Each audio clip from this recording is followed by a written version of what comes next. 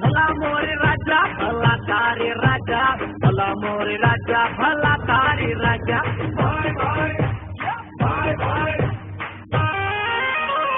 કોલસામાં કેન્દ્ર સરકારે કર્યો કાળો હાથ. એટલે પણ કેટલો કાળો હાથ? બોફોર્સના 64 કરોડ, કોમનવેલ્થના 70,000 કરોડ, 2G સ્કેમના 1,76,000 કરોડ અને કોલસો તો 10% રૂપિયા જો જનતાને મળ્યા હોત તો ઘરનું ઘર ક્યારનું થઈ ગયું હોય.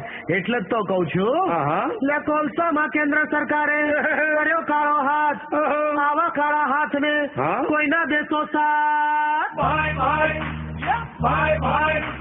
મજાની જિંદગી ગુજરાતની આ જિંદગી મજાની જિંદગી ગુજરાતની આ જિંદગી. એક મત ગુજરાત બને ભાજપ સરકાર.